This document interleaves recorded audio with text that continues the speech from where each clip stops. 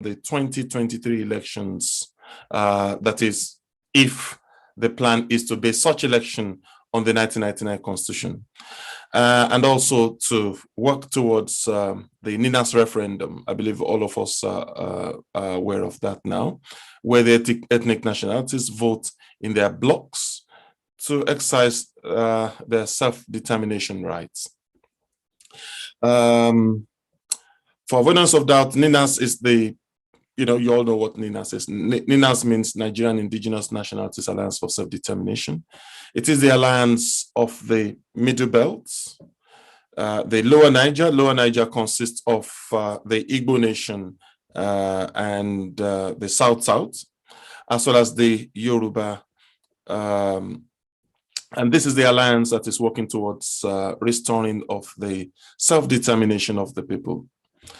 Okay, that is restoring their right to determine their political, economic, religious, and cultural direction, manage their own assets, have their own police, determine who they want to be associated with, and who they will not allow in their space. Okay, provide security for their people, rather than outsourcing it to the center, which is alien to our culture. Provide opportunity for all citizens to strive to higher standards and to rise to the educational and professional standards that enable them to be leaders of conscience. Okay, and very importantly, establish a constitution that drives integrity, fairness, equity, inclusion, and benefits to the people that are being served. Okay, so once again, you are welcome to today's program. Okay, so today, the topic we will be looking at today, the topic we shall be discussing today, is that we will be providing an update on where things are, where things stand with the constitutional force majeure. Remember that we proclaim a constitutional force majeure on 16th, the indigenous people, the Alliance Territory, issued a constitutional force majeure on 16th of December 2020. And also what we all need to be doing to continue to put pressure on the system worldwide to make sure that we achieve our goals. So basically, that's what we will be doing today. Okay, we were expecting the Secretary General of NINAS, that is Tony Nadi, to be with us, but for one reason or another, he couldn't be with us. Actually, he is in a meeting which cannot be postponed, and you know how busy he is. Okay, so unfortunately, he wouldn't be here with us. Okay, but basically, what we will be looking at today is providing you with updates on where things stand as regards the constitutional force majeure and what we need to be doing to continue to put pressure on the system, whether it is the central government in Nigeria or generally worldwide, to make sure that we achieve our goals in the Alliance Territory. So once again, you are welcome to this program. So I think, I'm now in a position to hand over to my colleague, Donald Ekpo. Thank you. Good evening and welcome all of us to the program. Yes, like Dr. Posi said, we expected Tony Nadi to be here with us to give us the update, but unfortunately he's also in a meeting with the Middle Belts as we speak. It's something that could not be shifted.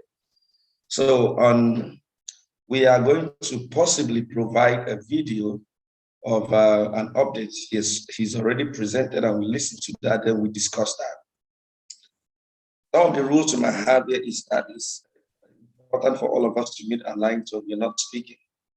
And our names should be provided. Some of us that have names of phones rather than individual names, we should have our names provided. Then we should also raise our hands when we want to ask questions, want to make contributions, and be ready to unmute ourselves when called up. ask these questions, and questions should not be repeated again. Ask before. Like we all know, before we get into the updates, it's good for us to understand who we are, NINAS. Like my colleague had said, NINAS is the Nigerian Indigenous Nationalities Alliance of South Nation, Alliance of the South, Middle Belt. It did not just start, it started right from 1999 when the, sorry for my voice, I've lost my voice, I'm struggling to get it back. It started in 1999 after the Constitution itself was imposed on our people. And ever since then, different steps has been taken from the days of Pronaco to the days of the movement for New Nigeria before this vehicle, NINAS, was set up to actually drive us into the self-determination project itself.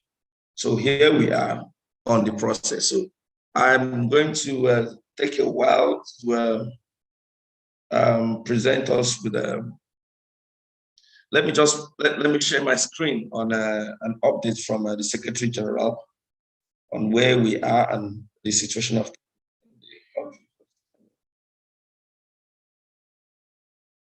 Dr. Posse. You can keep the house busy while I try to get out that video.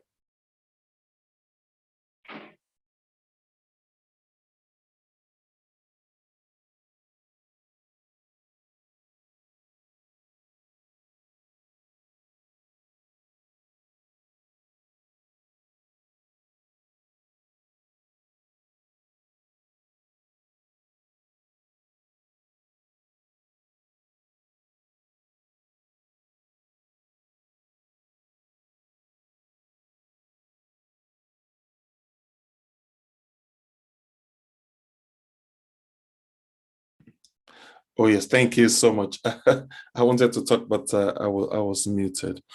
Okay, so where we are now, whilst my colleague is looking for the video, is that in the Yoruba Alliance territory, we are creating awareness in every nook and cranny as per the the petition for the referendum. It's hosting up. We're creating awareness in every nook and cranny of our land. Okay, I think my colleague is about sharing an item. Okay. So I'm going to mute myself now. Thank you.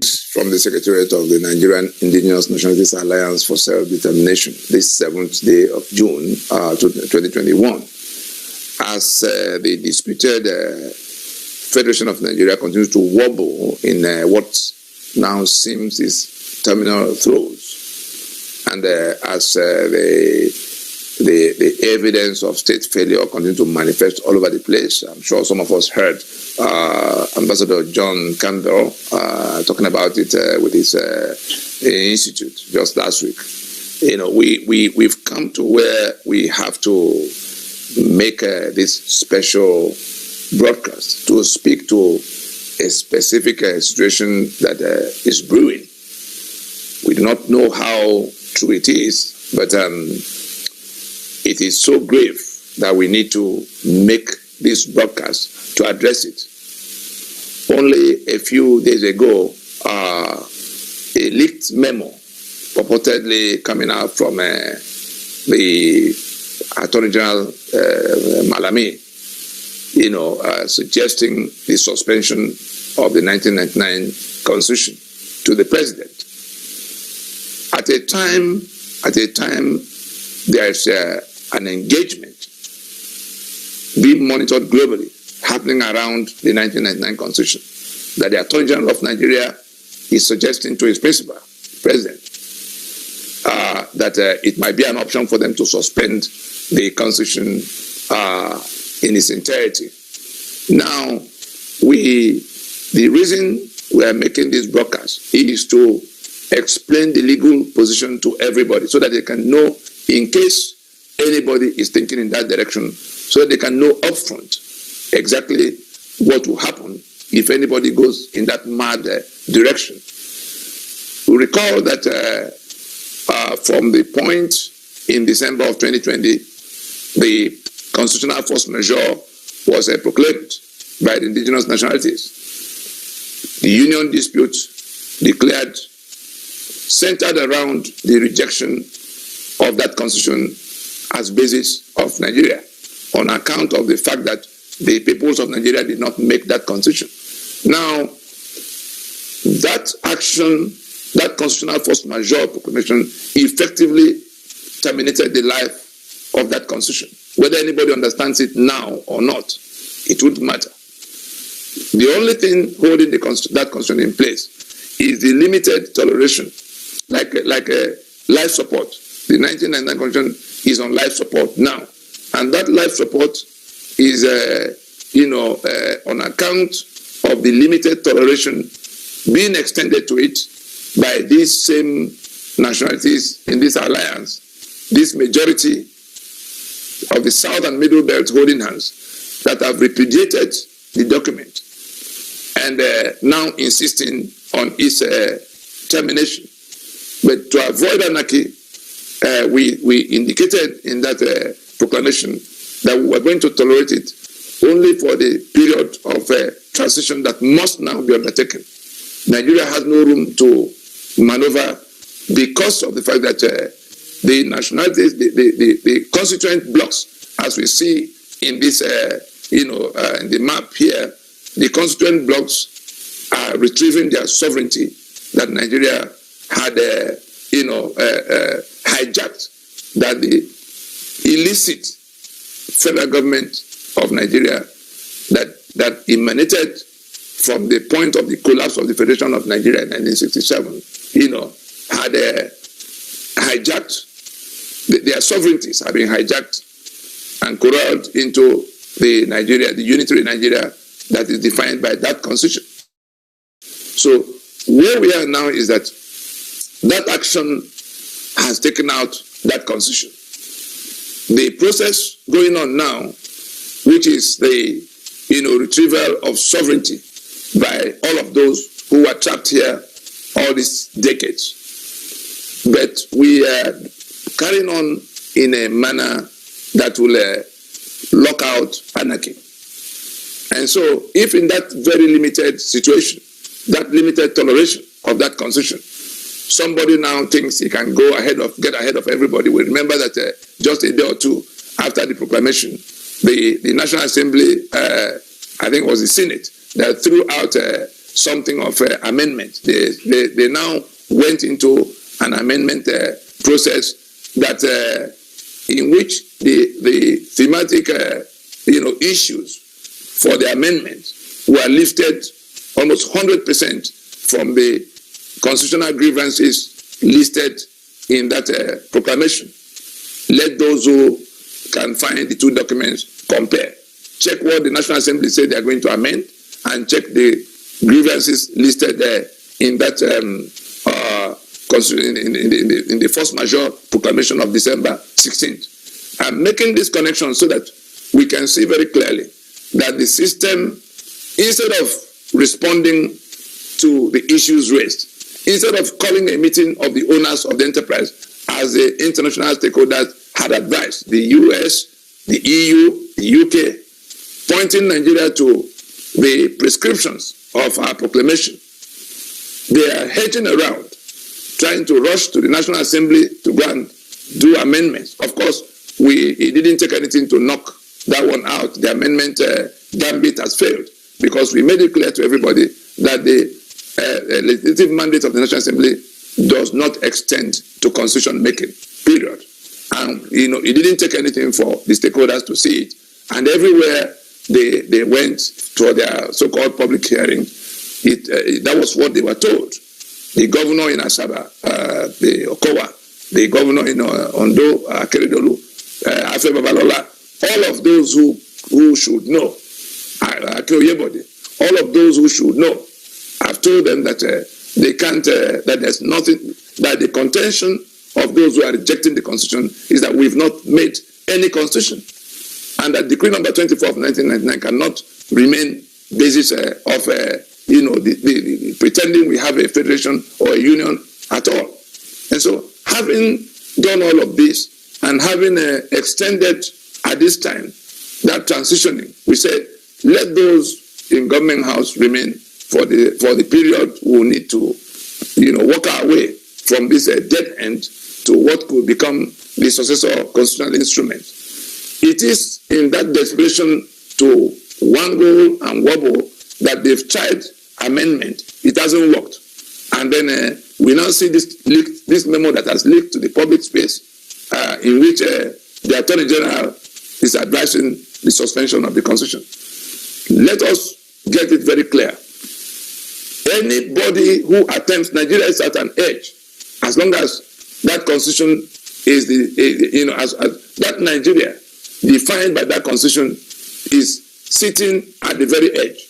The only reason it's still sitting there is because we are avoiding anarchy by extending limited toleration to the document at this time. If anybody attempts to go in that direction, the person will find out too late in the day that the sovereignties that now constitute that Nigeria are already being retrieved by the owners of the sovereignty. The Yoruba is already on the streets telling the whole world that they are taking back their sovereignty, since the people who are running Nigeria, the promoters and the enforcers of the Nigeria of imposition are not willing to listen or come to discussion. The sovereignty of the constituent components is not dependent on anybody to agree with them or not agree with them. If anybody does anything to truncate what is left of the life of that dead constitution, is actually on life support. If anybody does anything along the lines of the suggestion of Malami in this situation, the person will wake up almost the same day or the next day to see that the owners of the sovereignty are not going to listen to any, so that we don't leave anybody in any kind of doubt in the matter. This is about what we'll be witnessing. I think it might be easier to take it from here. In this formation, so that nobody's in doubt, these three blocks are rejecting this union as defined by this Constitution. These three blocks are rejecting this union of Nigeria as defined by this Constitution. They are saying it is a fraud against them at this time, since it is alleged that they submitted their sovereignties in the preamble to this Constitution, that we the people have agreed to be in this union, indissoluble union, and therefore have made this Constitution two false claims upon which this Constitution stands. And the whole essence of this constitutional force majeure is to take everybody, peacefully from this situation of fraud to successor protocols through a process that will avoid anarchy. And if in the middle of that, somebody now does something that takes the document in another direction, as in, suspending it, nothing will be left of that union. And all these three blocks are not going to pay any attention to anything anybody is saying. To assume martial power, to assume where will the sovereignty fall from the sky, to keep the union, they will sit in Abuja to manage. That's not going to happen. These three will rather want to go in the direction already dictated by the situation. The Sharia belt already seceded from the secular union, so they are gone. These three already have their charters and their constitutions in process, only waiting to go to referendums. That's the only thing, and that's why if we go to the demands, the 5 points of demand in the proclamation of December 16th, 2020, we will see what these 3 blocks indicated as what should happen going forward. That there will be a 2-stage process. For those talking about a national conference and all such, sidetracking of what should happen, we are saying that the owners of the sovereignty that has been hijacked and called Nigeria have organized themselves to take back their sovereignty, sequestered by that constitution. So if anybody suspends that constitution, it is just suspension of whatever is left of the union and the limited toleration of that constitution for the sake of peace to avoid anarchy. So we just want to make that very clear.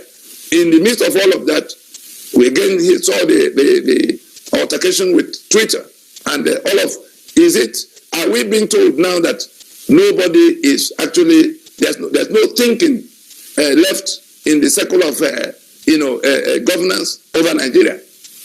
The embarrassment coming to all of us from the I don't even have the word that can qualify the madness that have been displayed. As if we are a country of unthinking people. We are being disgraced by our own government in a situation. You heard what international stakeholders are already saying.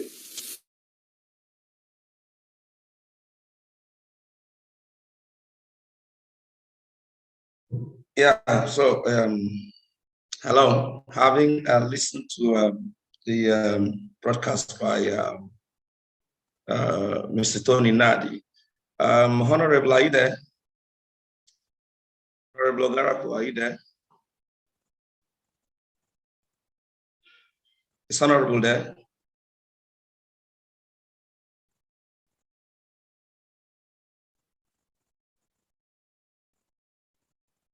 Honorable, are you there? Am I being heard?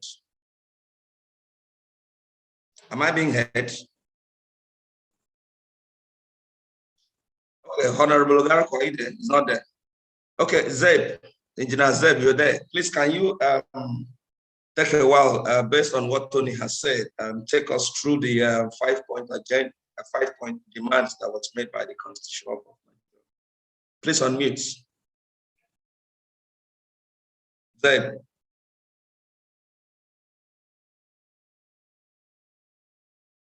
Yeah, okay.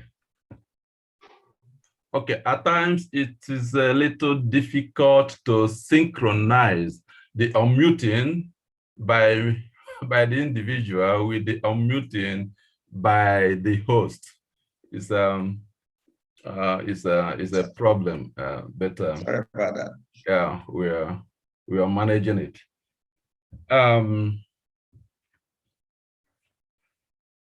I welcome you, ladies and gentlemen, for our weekly conversation. It's a thing of our existence. It's an existential issue that brings us here. And we are glad that many of you always turn up.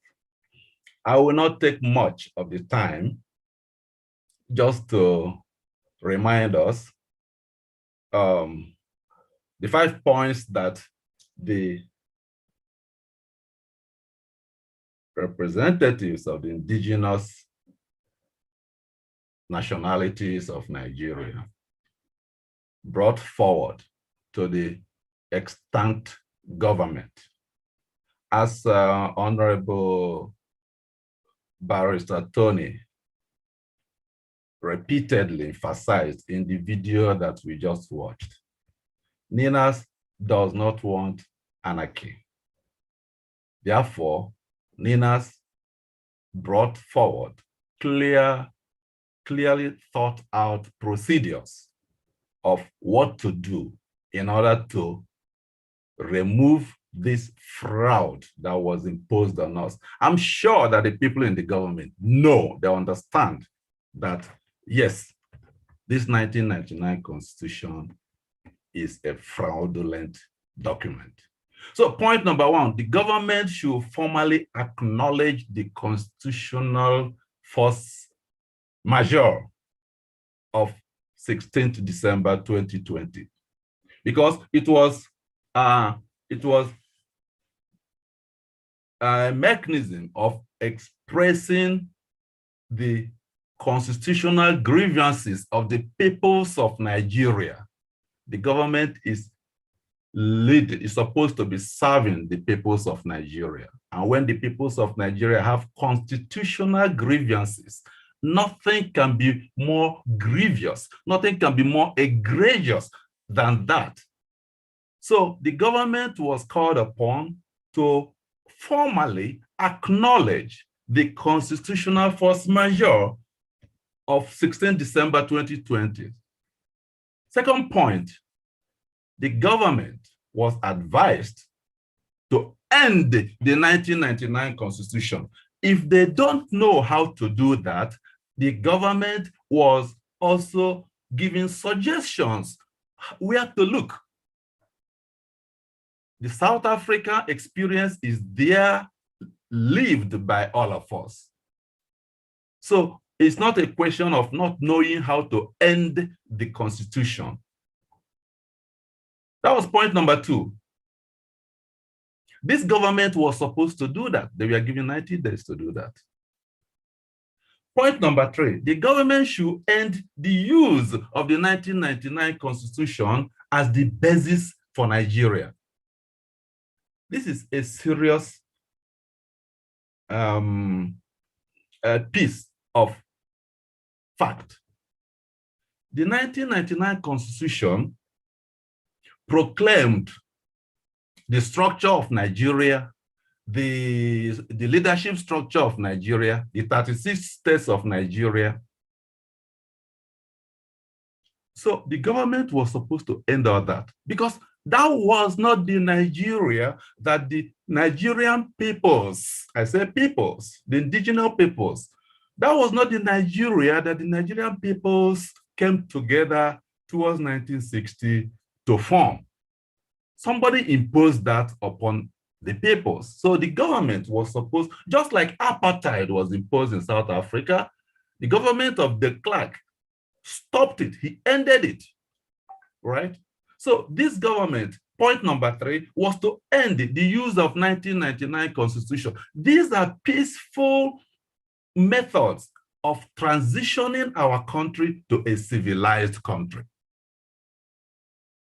Point number 4, government was to work with NINAS to develop the transition plan similar to what was put in place in South Africa when apartheid was ended.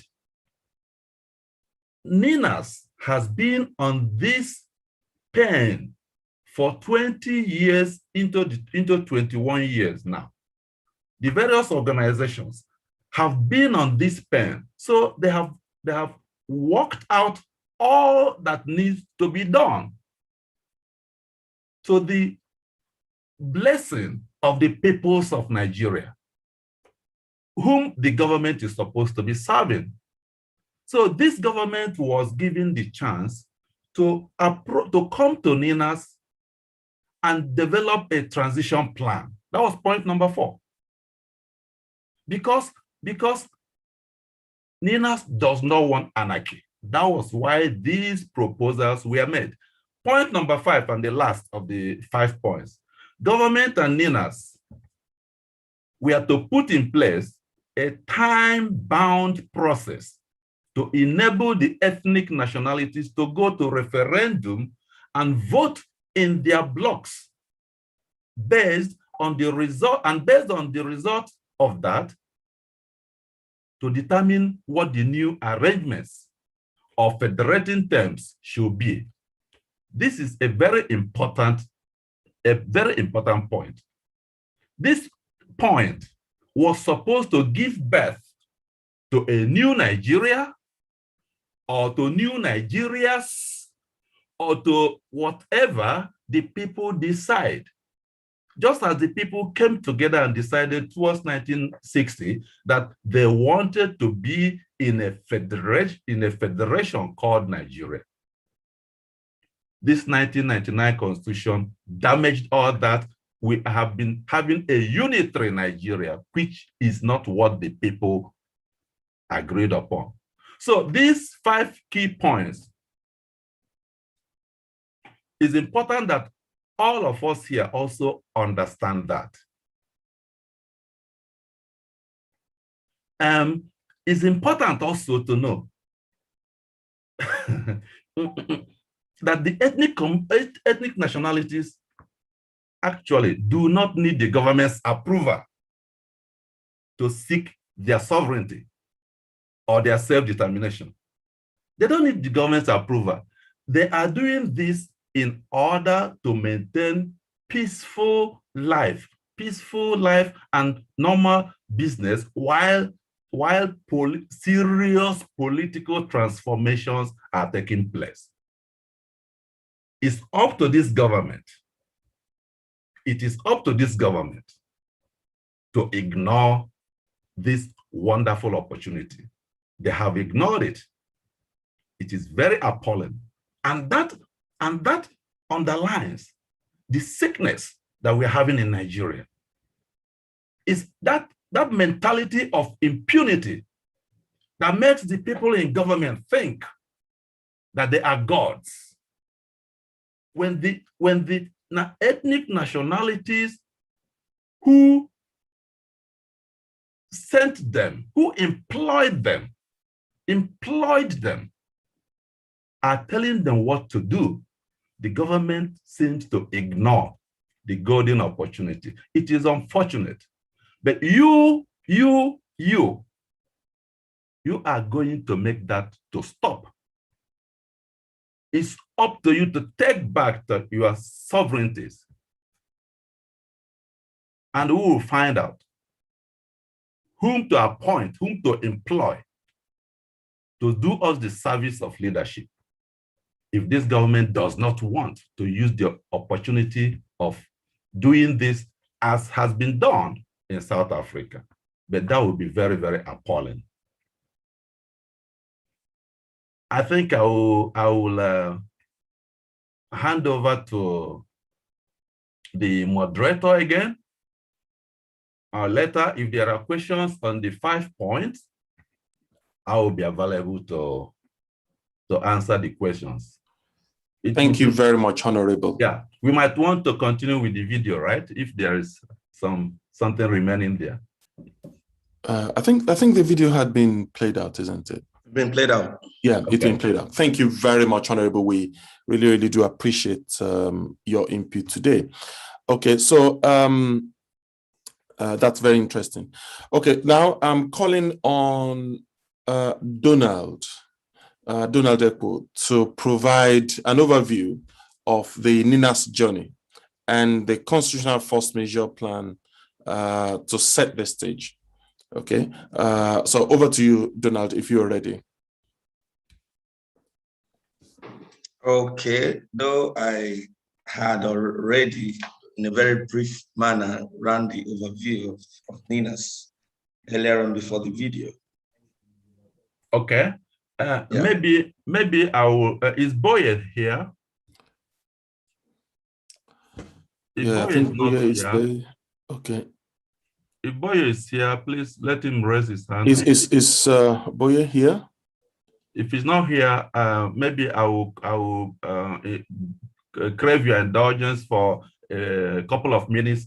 If he's here, he should let us know via the inbox if he cannot raise his hand or something. No, he's not here. Boye, are you here? Not here. I just went through the names. Okay, I don't think he is here. Okay, do you want me to step in for Boye and make some further, share some further information? Yes, if you may. Thank you very much, sir. Please do. Right. Now,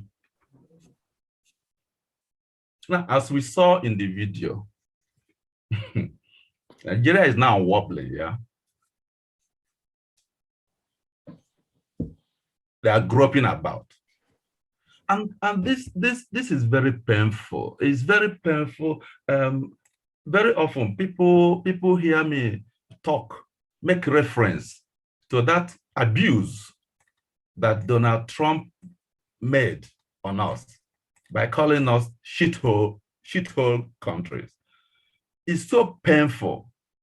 But on the other side, we see ourselves behaving severally like such. When South Africa was given the opportunity to dismantle their constitution, the apartheid president of South Africa, de Klerk, took it upon himself to do the needful so that there will be peaceful transitioning. I wonder why the leaders of Nigeria today are just groping about. What is going on in Nigeria today shows the impact of the 1999 Constitution. Let's look at it. National Assembly is wanting to restructure, but is not addressing the issue pointed out by NINAS. And NINAS made it very clear that constitution making was not part of National Assembly powers. So you look at what our National Assembly is doing. They were trying to do public hearing. They were trying to do constitutional, what did they call it? Review, constitutional amendment. Does the National Assembly have the power to make constitution? The answer is no. It is the Constitution that established the National Assembly. If you are the manager of a company, you are not going to change the agreement between the shareholders of the company, can you? So what the National Assembly was trying to do, wanting to restructure, wanting to do constitutional amendment, is a show of either, I'm sorry to say it with every respect, ignorance, or a show of pure mischief, trying to do another fraud, actually. That makes us look like shitholes. And I don't want to be part of that. Neither do you want to be part of that. Now, during that so-called constitutional review. Okay. Thank you very much, Seb. I kind of want to bring the conversation back to kind of what we're talking about with regards to what's kind of going on currently. I know that, people have watched the video and they might have some comments on that. Dr. Posse, I know you probably have some comments on that. And Donald, I see Joseph Carey has his hand raised up. If we can really kind of focus on, the things that we're talking about as to what the situation is in Nigeria and the things that NINAS is doing to move it in the direction that it needs to go to. So if we can kind of talk about the fact that it is wobbling to its end, we can see that happening. Yes. We can see all the conversations. So Dr. Porce, if you can kind of pick that up from there, that would be awesome. And just kind of talk about what the things that NINAS is doing and the impact that we see that's going on in the country. We want to kind of keep it a little bit focused with what Tony and Nadi was talking about, so that everyone can kind of join in the topic and really understand where we are.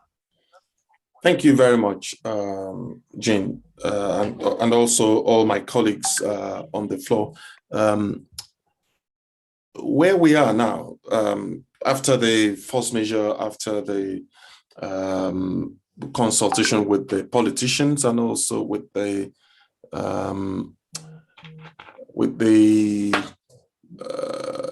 people, actually that's where we are now. We're consulting with the people, and in the Yoruba Alliance bloc, as all of you know, we have gone through to all the so-called states where we have Yorubas, including part of Kwara, to create awareness that we are about to leave.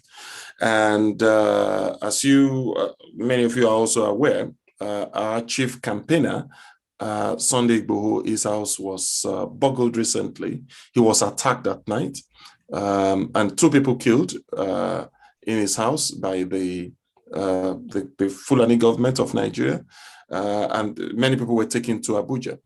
Okay, and these people, 13 of them, are still in their custody as we speak. But in any case, we have created awareness.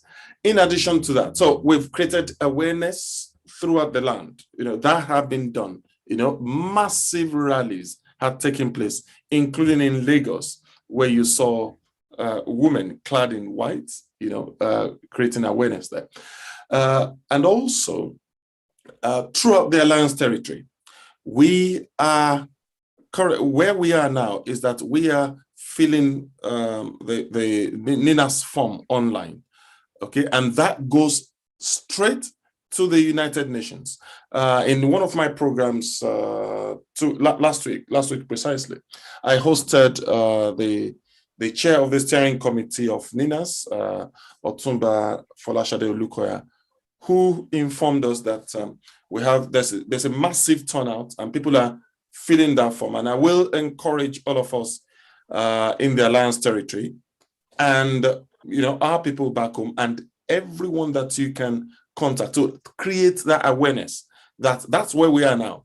We are telling our people to fill that form, okay? And once you fill the form, it goes straight to the United Nations. So no one can tamper with it. Okay, so you can be rest assured.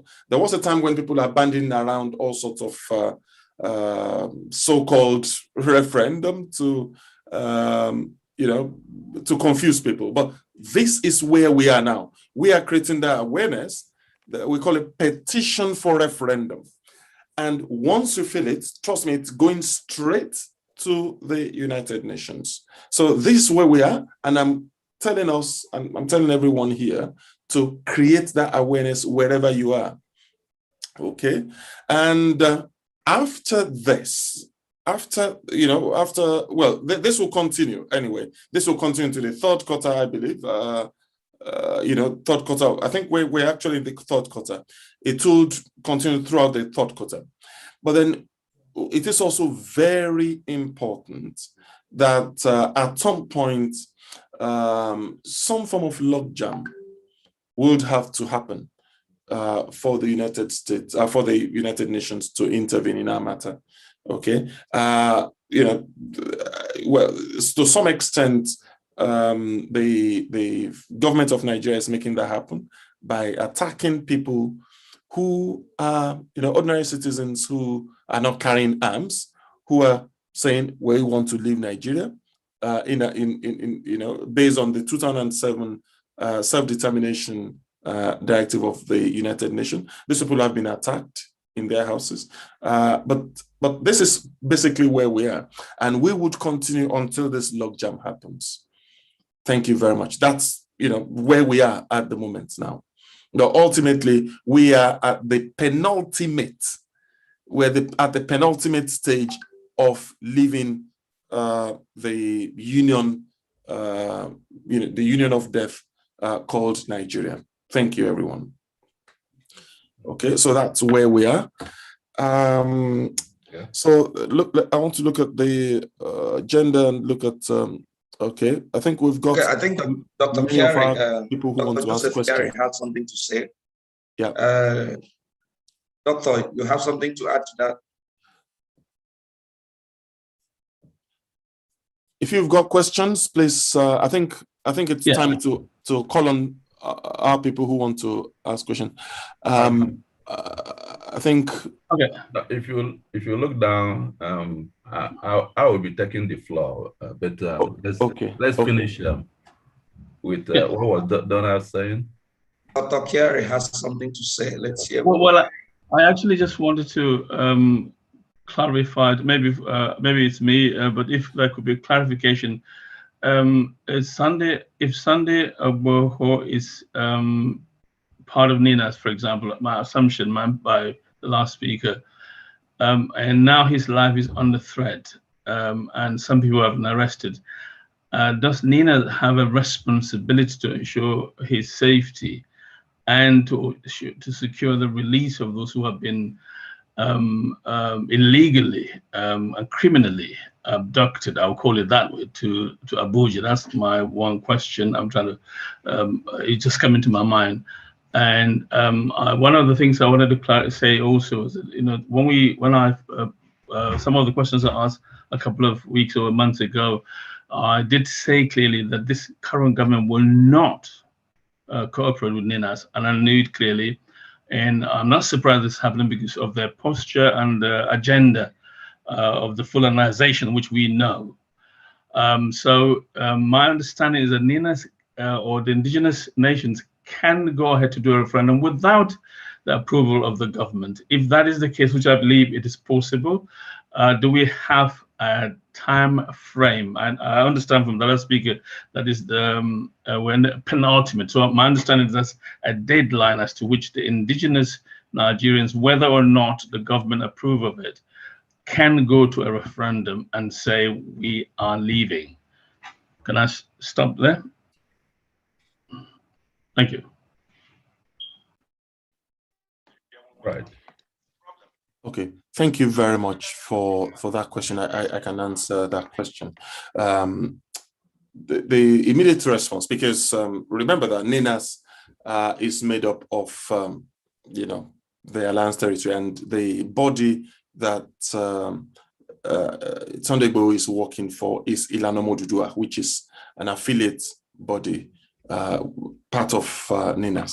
So the immediate response was that, number one, his lawyers had petitioned that you know, that 500 million naira, which is the worth of properties damaged in his house, should be you know, refunded by the government of Nigeria. That's one. Then secondly, during the week, steps had been taken to ask for the people arrested to be released, because those people who were arrested, none of them were carrying arms. These were people who were, you know, broadcasting. So many of them were broadcasters, you know, on Facebook and all that, on the need for Nigeria to be dismantled, for us to go to rallies and so on and so forth. So they were actually affiliated to us. So those legal steps had been taken. That's one. Then also there was an emergency meeting by Ilana Modudua the second day that this happened. And what we had decided to do is that they've said that we should continually be protesting in all the high commissions all over the world, and also that we would be taking this matter to the international community. Why is that? Because if you look at the court in Nigeria, well, recently you knew that all the 22 out of 24 appointments in the Court of Appeal were Fulanis. The same thing with the high courts. If you go to ECOWAS courts, ECOWAS is actually a continuum of the Fulani government. So I understand that very few of the head of states are not Fulanis in West Africa, so we're not taking the matter. So the matter is firmly in the international arena. And remember that 2007 directive, this self-determination that we're working on, is something that Nigeria is signatory to. You see, once you are a member of a body and there is a directive, so well, if you don't domesticate that into your own laws, well, that's your own business. So self-determination is something that Nigeria accedes to, and of course we've heard in recent times that the head of government in Nigeria also supports self-determination in Israel, in the case of Palestinians and Israel. So in this case, he would be working against what the United Nations stands for. Okay, so I hope I've answered your question. We've taken legal steps in Nigeria, and this matter would also be of international concern. Okay, thank you. So I think we've got other questions, isn't it? There are many hands that are up. Yeah, let me just, I just wanted to make a comment. One of the things that we have to be very careful about, and this is for everyone, is that it is very important for the NINAS Alliance members to understand that we cannot associate with certain people, right? There's some associations in Nigeria that has been tagged. And so it makes it very difficult for, you to be separated from them. Okay, so when Sunday, for instance, he is part of Ilana Modua, which is part of the NINAS Alliance territory, but you just have to be very careful as to who you associate with, because the same brush that they use with those people is the one that they're going to want to use with you. Okay, while when he was quite, in under the NINAS umbrella, he was fine. So everyone needs to watch the association, because that is very important. Okay. And with regards to the referendum, as Dr. Porcy said, this is one of the sticking points for NINAS, is that it is the people that are going to do the referendum, not the government, because then you can't trust the results. Because it's this government that we're asking to be the transition government, so that the people can determine how they want to be governed. So they can't be the ones, the managers cannot be the one making the decisions or driving the information for the people. Okay, so all the things that we need to do, as Donna talked about earlier, have been put in place. And we're now, where we're activating the people, getting the message out broadly so that they can sign up for the referendum. And then once we get to that mass number that we need, then we can start moving towards that referendum. Okay, so Dr. Pasa, do you want to go to somebody else with a comment? And then we do have to kind of keep moving, because we have to get to the second half of that video. Okay, thank you. Okay, I think we have JC. JC wants to ask a question. JC, do you want to?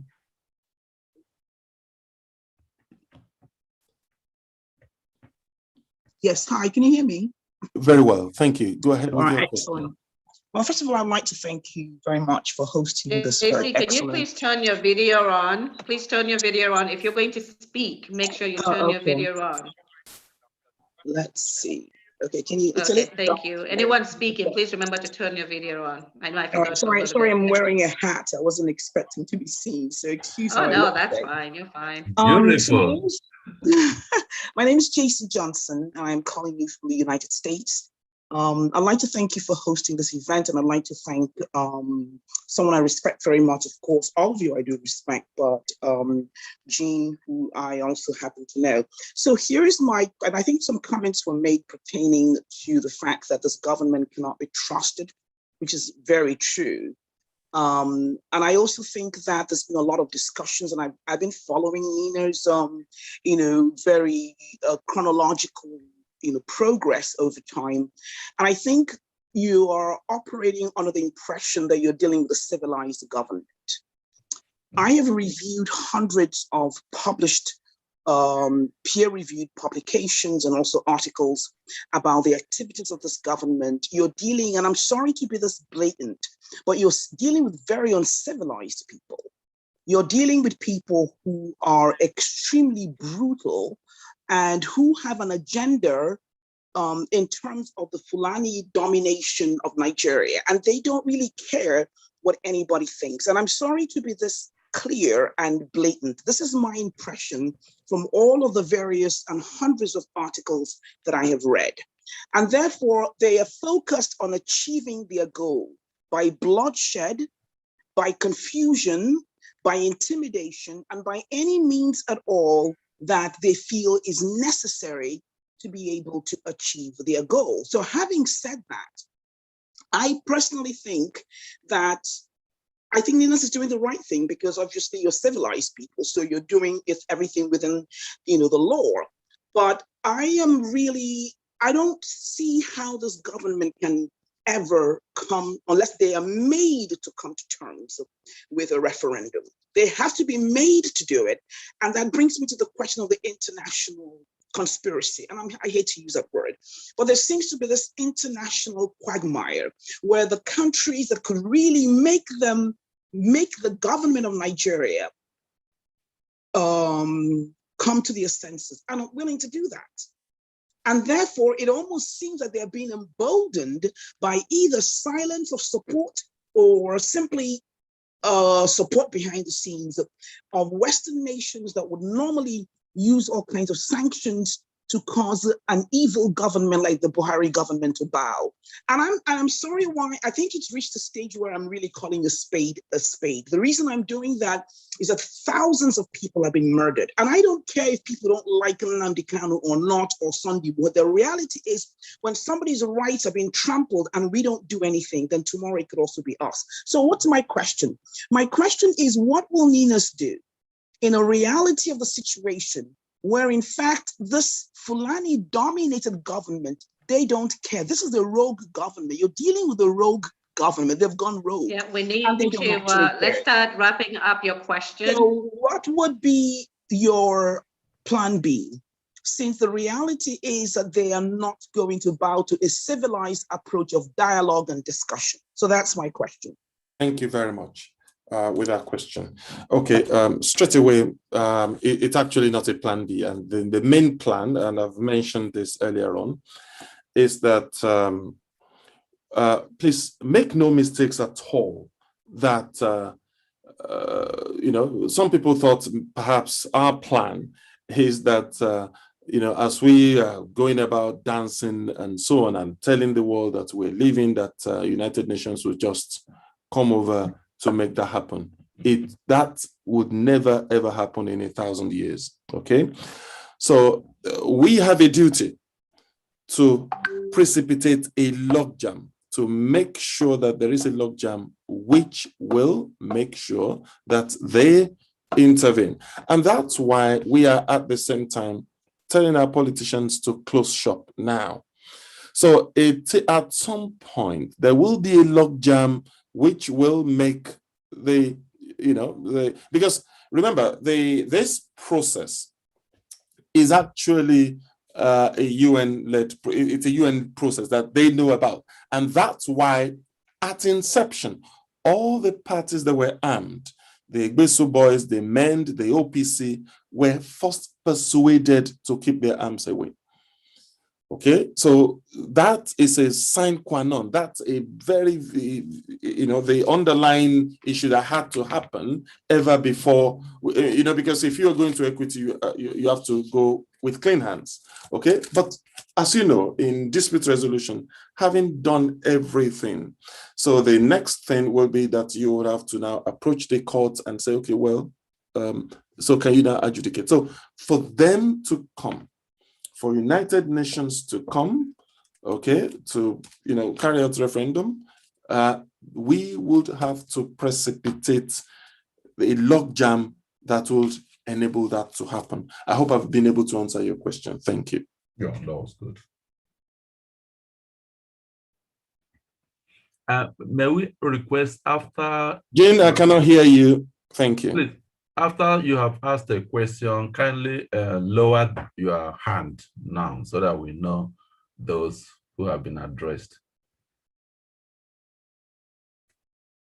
The next person should be Mrs. Ojo, Mrs. A. Ojo. Mrs. A. Ojo, if you can unmute, please. Thank you. Thank you very much, sir. Good evening, sir. Switch on your video, madam. We want to see your face.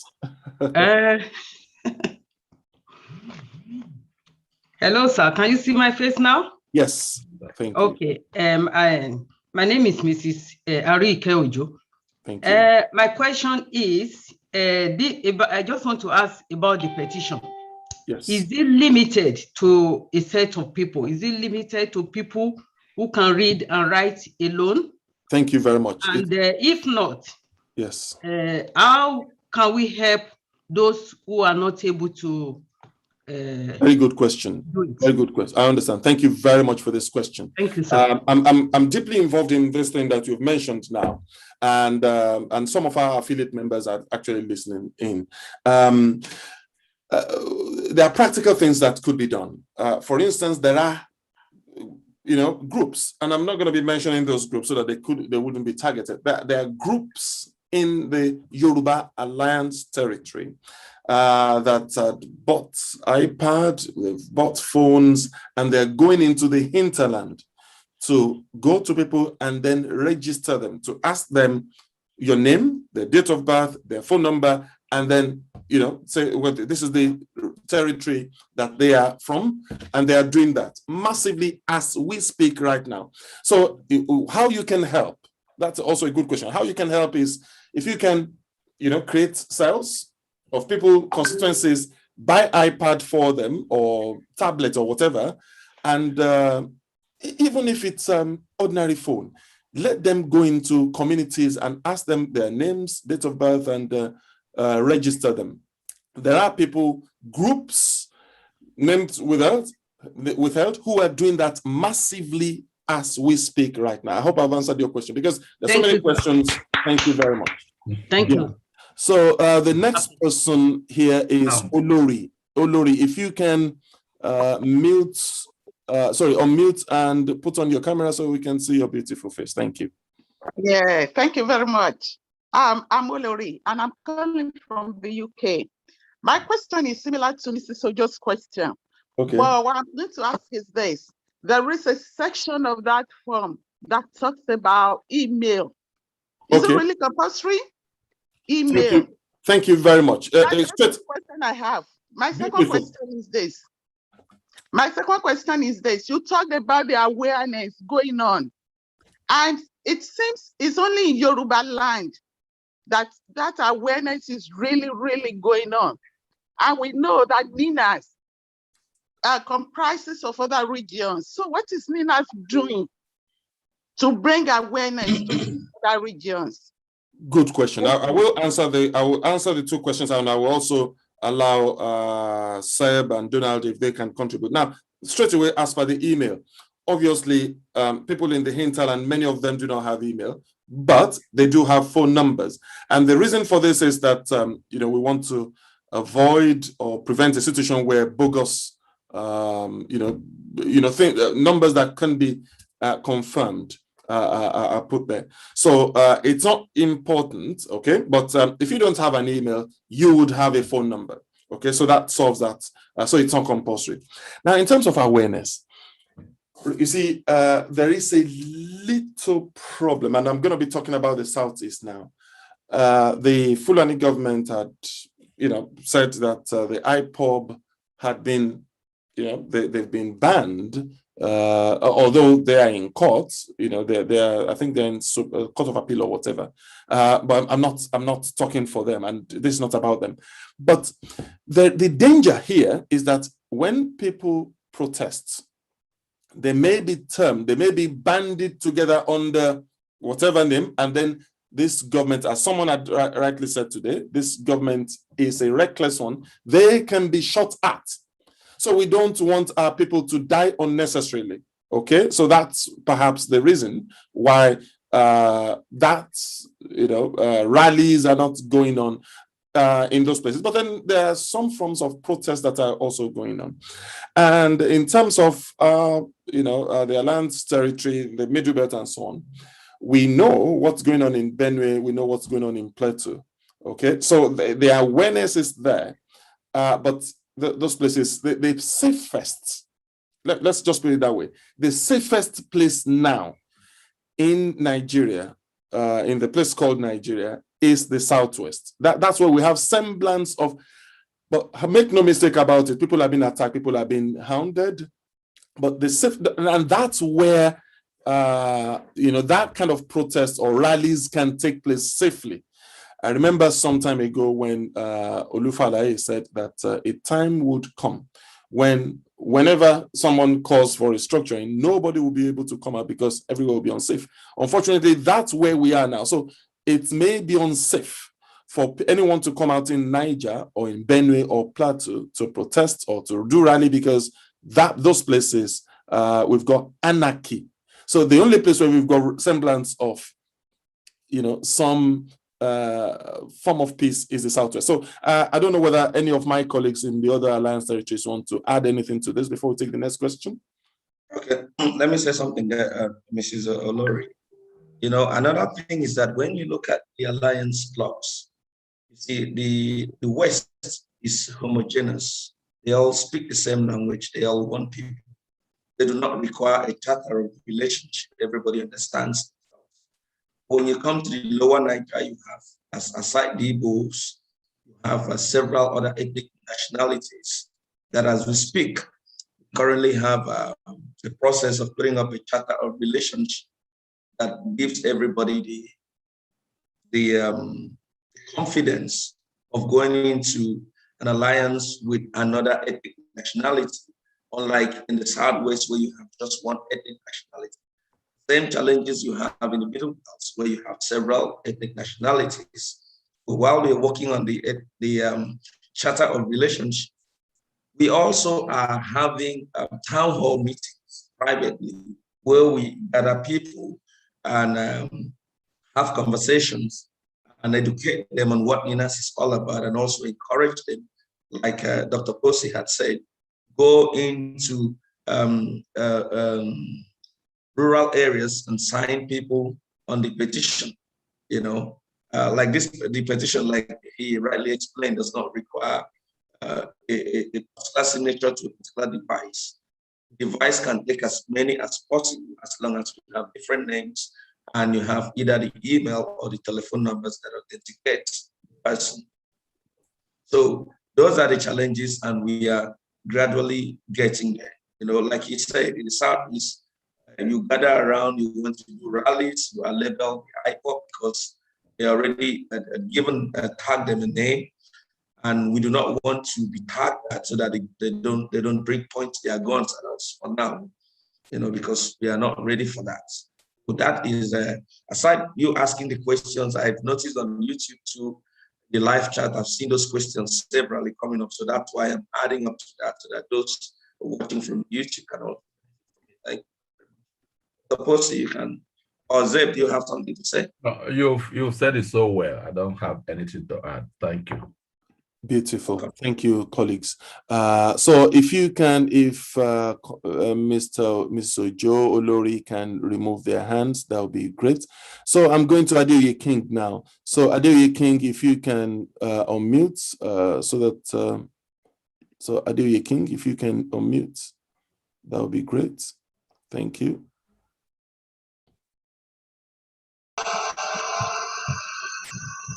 Go ahead with your question without delay. Thank you. And if you could switch on your video, that would be great. Thank you. Hello? Go ahead with your question without delay. Just go ahead with your question. Thank you. Go ahead. Okay. Good evening. So quickly, my first question is concerning the logjam. Can we really get clarity as to what this logjam will be about?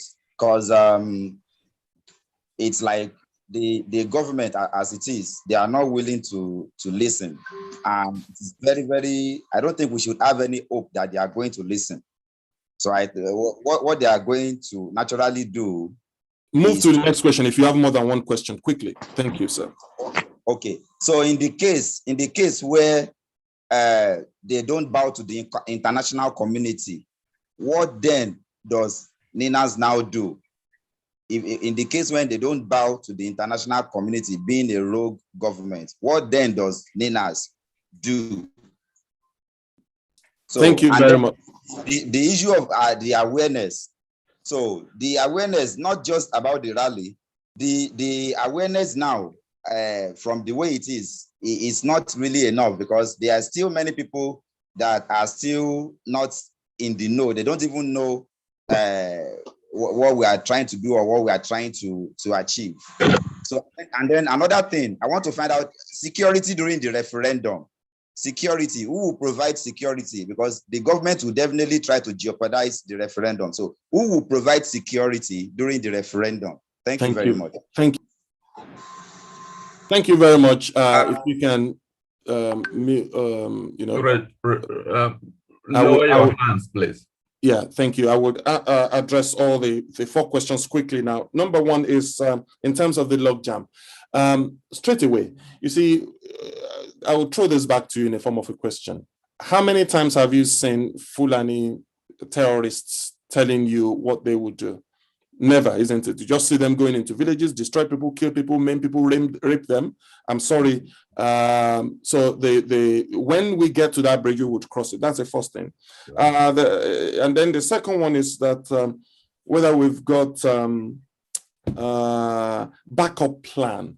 Okay, well, if we have backup plans, then we have to keep it to our chest also. I'm sorry, it's not something that we will be discussing here. Number three, in terms of awareness, well, if there is, for instance, I've said, someone asked today about people signing up to these things, and I've said that we had to, some of the, in some cases, I had to spend money, buying tablets and making sure that we go into the hinterland.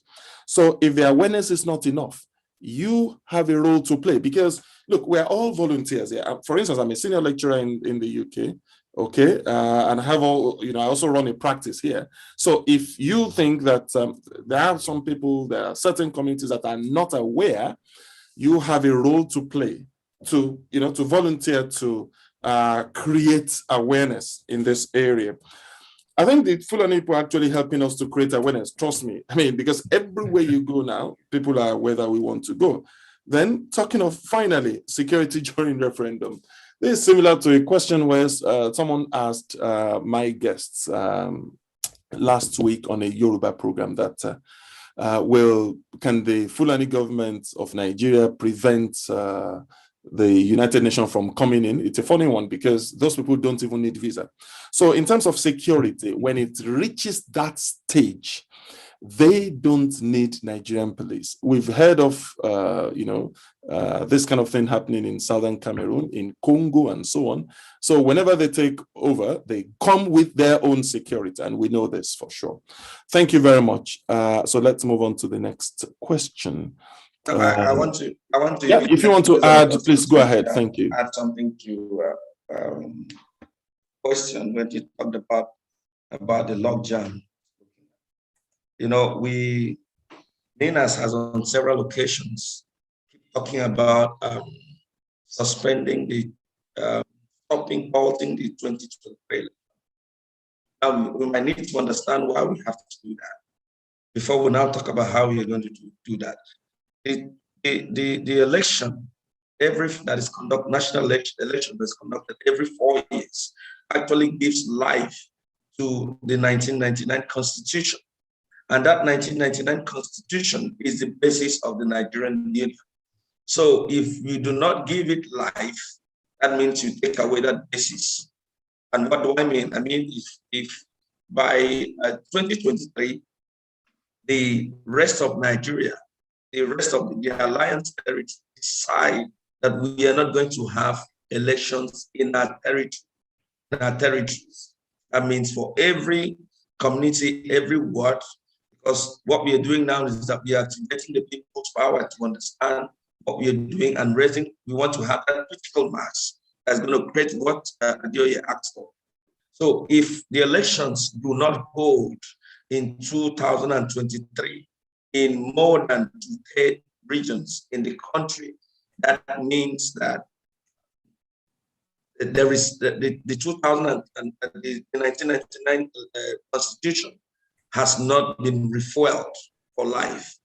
Because you see, all the people in government say, you're doing this constitutionally. Now, if you're voting me in, I'm in office constitutionally for 4 years. So after 4 years, if we do not have an election that is going to give us another 4 years, that means that the government will have to go on the transitional process. And that transitional process is one of the items in the flow chart of the NINAS strategy, because NINAS is saying that there have to be a transitional government that will allow the government to say that, look, the regions now have their powers. The regions do not want to associate with what they are doing. The regions want to create a constitution and run a referendum to go back to the center and decide how they want to be part of this union, if they want to or not. So the major logjam that we're looking at that can be said openly is to halt the 2023 election. That is the most important one. That is why we have to activate the powers of everybody to understand to orient everyone to know what powers we have in our hands with the critical mass that might be created with that exercise. Thank you very much. Thank you, Donald. So I'm going now to Tunde Adola. If you can kindly unmute yourself. You've got the floor now, Tunde Adola. Go ahead with your question. Thank you. Thank you. My first question, can you hear me, please? Very well, sir. Go ahead. Okay. All right. My first question is the petition that we're signing at the moment.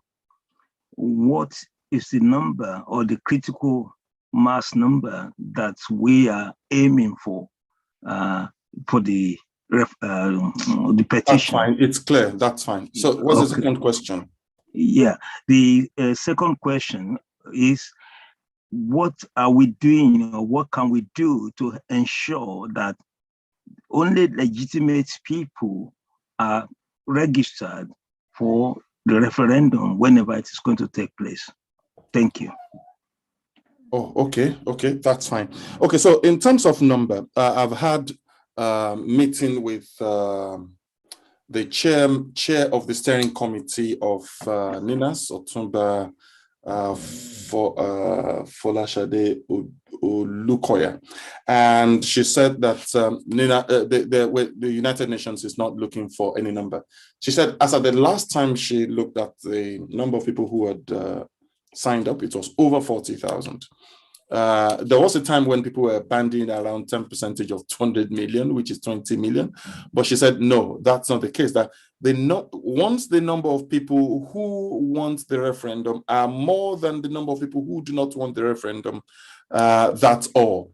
Okay. Remember that there are other issues that they would consider. For instance, is there peace in Nigeria? Is the government in charge of what's happening?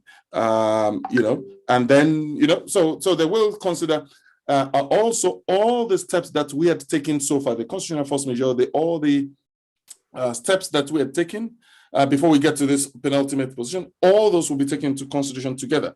That's one. Then in the case of whether, how to know whether it's legitimate people, and you are talking about referendum right now, isn't it? You're not talking of the petition for referendum. No. You're talking of the referendum itself. Yes. Okay. That is when it gets to a situation where the people would have to vote, isn't it? Yes. Okay. When we get to that bridge with because I think it's going to be hypothetical, actually. Yes. It's going to be difficult now to know the criteria which will be used when they get to that stage. So it's going to be, if I give any answer, it's going to be hypothetical. But I think, people living on the land may be taken into consideration. But if I'm giving any answer here, I'm sorry, it's going to be hypothetical answers. Thank you. So I hope I've been able to answer those questions. So let's go to, so if you can remove your hand now, that'd be great. So we're going to Temitayo Akinwuye, I think, or Akinwuye. So if you can unmute, that would be great. And show your face if you could, please. And obviously show your face. Thank you. Temitayo, you've got the floor. Yes, I'm so coming. go ahead. Yeah, the name is Akinwuye. Akinwuye, thank you. Yeah, the question I want to ask, because I've raised up an alarm last week that, the government, we got to understand that they've already dispatched one of their own, to be the undersecretary to the United Nations. So the question is that, that woman will not be used to sabotage all the efforts that is being made. So that's my serious question and alarm. And also, I just want to know, I know that being from the axis where I come from, the awareness has gone to 6 states, but I want to ask, is the Middle Belt area, are they fully aware of this thing? Is it going on too in the Middle Belt area? So that's the 2 questions I just need to ask. Thank you very much. Thank you so much, Mr. Temitayo Akinoye. So the first question is whether Amina, I think Amina Mohammed, maybe that's her name, whether she would be able to torpedo the process that we are into. Again, I've put this question to the chairperson of the steering committee of NINAS, Folashade Olukoya, and it's clear, and also not only Folashade Olukoya, but the NINAS secretary has also issued a statement on this. If somebody can copy that and put it in the chat room right now, that would be great. But if not, I can quickly look for it, where it is, and copy it and put it in the chat room for everyone to see. But the position is this, that look, that person is a civil servant, okay? Truly, the person who planted her there, who also planted the former service chief as ambassador to Benin Republic and so on. All those surreptitious moves are being made to maybe to checkmate the moves of the Alliance territory. But in particular, in the case of Amina, I can tell you that she has no power more than the position that she had been put. Some people have even said, okay, well, perhaps she is the one blocking all the communications that the Alliance territory had been directing to United Nations. That can never, ever happen. That can never, ever be the case, okay? Look at the situation of Brexit. So to say that a civil servant in Brussels is able to stop or truncate or slow down the process is just a joke. So she has no power. See, the people who, let's just be frank here, the people who would assess and take decision on the matter of Nigeria are the Security Council. And we've seen in recent times that when EU issued a statement that, look, they issued directly to the head of the government in Nigeria, Muhammadu Buhari, that, look, pay attention to the owners of the land. UK also said, well, the special relationship that they have with the Northern Nigerian courts would not prevent, this, that they have to talk to the owners of the land. And US was also issuing the same statement. So I'm saying to you that the powers that be, US, UK, the 5 permanent members of the Security Council are the ones that have got powers in this case. That no, it is impossible for the lady in question to truncate or to slow down or to influence, to negatively influence this process. Please take that to the bank. And very soon I will look for, I don't know whether anyone had put that in the chat room already, but I will get there. Thank you very much. So that's the situation. NINAS had issued a position paper on this already, that that lady has no power at all, that she's an ordinary civil servant. That the matter of NINA is greater than. So, okay, so let's go to, Mr. Tunde Adola, if you can, mute yourself now, that would be great, thank you. The next person is Dayo. Dayo, if you can unmute yourself, that would be great. Thank you. You've got the floor.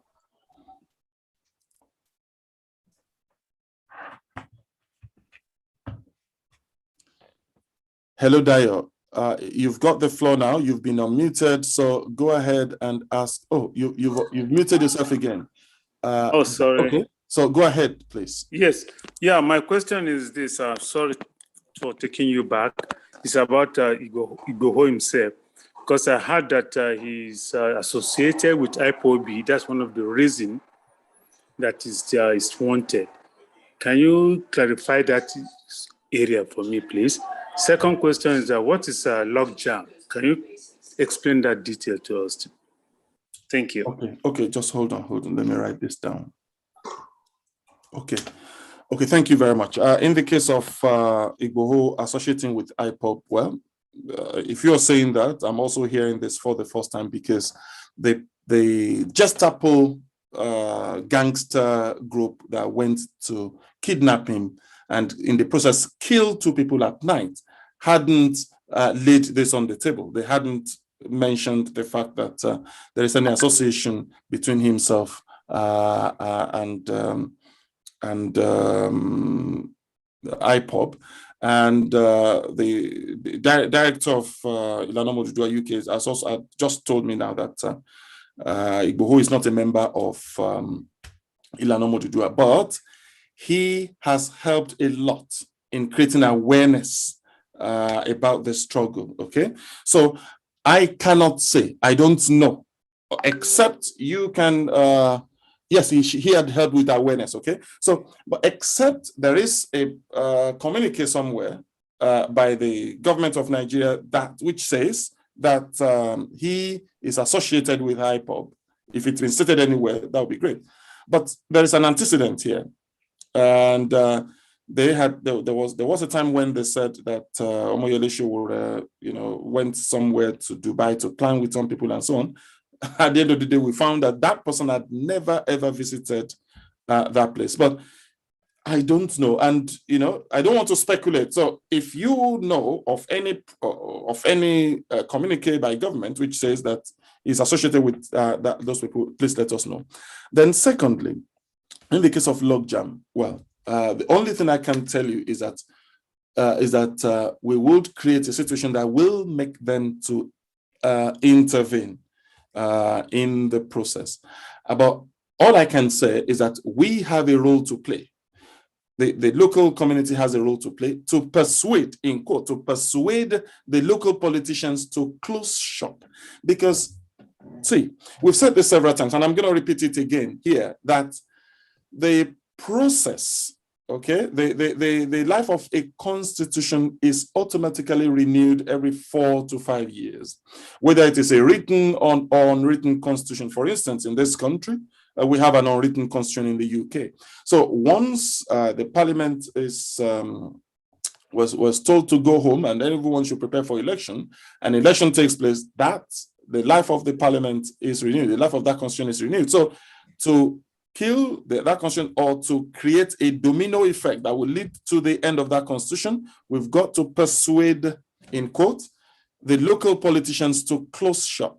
Once they close shop, then it will be easy to create that, in quote, logjam, which will lead to the international community to intervene in the situation of Nigeria. But let me also say, because you might say that, oh, well, they have not said anything and it's not clear. Well, all I can say is that, or I can put a question to you that, look, how many times have you heard, or how many times has the Fulani government or their gang that went to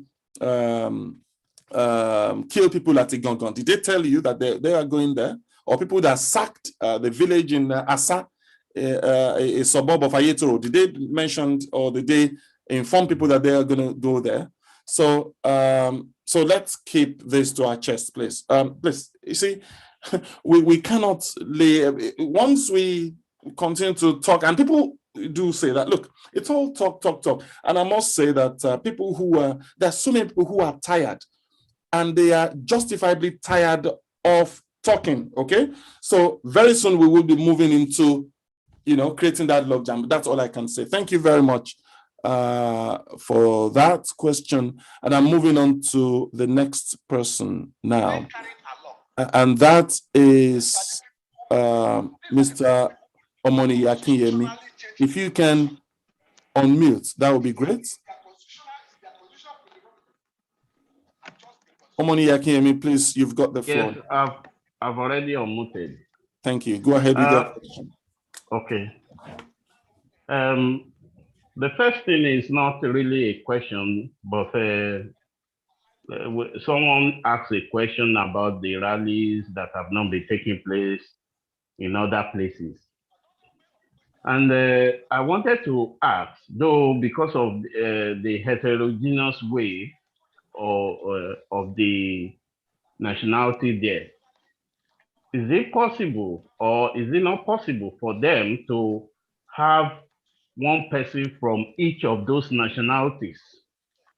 Take, for instance, in the South, like having someone from Efik or from Urobo, so that they will be able to head those areas. And then going to Plateau State, having all those nationalities also to be part of NINAS directly, not just the crowd, but to be part of NINAS. Or like Benue, maybe we have or even Kogi, we have the Gala and all those, so that it won't be just Igala people that will be dictating for the whole of Middle Belt. I don't know if my question is clear. Okay. If any of my colleagues can answer that question, that would be great. Actually, I wasn't very attentive. He was talking about not one nationality leading or quasi dictating. Yeah, if I may repeat my question, Please go ahead, sir. Actually, there was let me take there that was question. Jim is about taking that question, the answer to that question. Yeah, I want to take that question so that we're not having to repeat it. One of the things that we have to remember is that we are operating in ethnic nationality blocks, okay? And within those ethnic nationality blocks, if you listen to the names that are being given out, it's Middle Belt Federation, Middle Belt Republic, Lower Niger Federation, Lower Niger Republic. You know, the Yoruba nation is homogeneous. So it's a Yoruba nation because that's gonna hold them together. But the federation or republic means that you have a group of federations. You have a group of governments coming together, okay? So the idea there is that each ethnic nationality within the bloc should be able to maintain their unity, should be able to maintain control of their assets, et cetera, and that's what's contained in the Charter of Relationships, okay? So the Charter of Relationships establishes how that's all going to be handled so that you don't have any one particular group overshadowing any other particular group, okay? So everyone needs to come to the table, whether you're a Gala, Idoma, Tiv, Burram, it doesn't really matter where you are from, Irobo, Ijaw, in the Lower Niger or the Middle Belt, everyone is coming to the table so that they can have those federating arrangements, okay? So nobody is being dominated by anybody else.